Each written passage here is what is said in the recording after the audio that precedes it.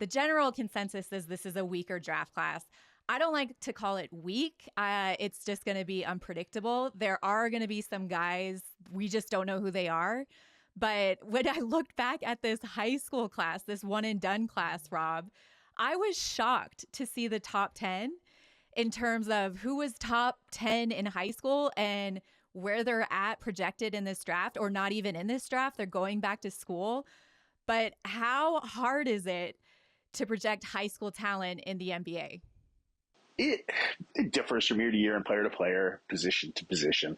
And, I know you don't want to say it's a weak class, but I will. At least it was a weak high school class. I mean, I think that's why when you look at it and you see the Europeans at the top, obviously, they're all very deserving. I'm not as plugged into the European scene as you are, but at least from a high school standpoint, it's been the consensus in our industry that it was a weak class since they were juniors in high school.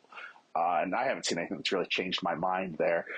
This class was particularly difficult to project because there was no clear number one. We didn't have a Cooper Flagg or a AJ DeBansa. We had kind of debates on who would be there. And we went with Isaiah Collier because he was safe. We used to call him the Volvo because, he's a safe pick. He's not going to wow anybody, but he's not going to make you look stupid either. And I'm in the business of not looking extremely stupid. And I feel like he's done that at least. So it's been interesting to kind of watch his ride. Well, let's run through the top 5, Rob, of the high school class. Like you said, Isaiah Collier was number 1 when everything was said and done. And by the way, he was awesome at McDonald's and Hoop Summit. Like he looked like a number 1 caliber player. So he was number 1.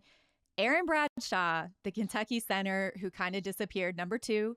Justin Edwards, another Kentucky player. He's like, I'm calling him the comeback kid of the pre-draft process because he did so well at the combine. He could sneak into the late first round. Modest Buzelis, number 4, lottery pick. Ron Holland, lottery pick. Both played for G League Ignite. Were you surprised at all at the output of this class as freshmen or in the G League? I don't know. I always thought it was going to be pretty dicey. From top to bottom. I didn't think Reed Shepherd obviously was going to. We did have him ranked higher than everybody else, but I didn't think he was going to be one of the top players in this draft. And there were guys that surprised me, obviously. But I was worried about it from the beginning. Even when you talk about guys like Holland are going to go high, I still have a ton of concerns about him. And they're the same ones that I had in high school. Can he score in the half court?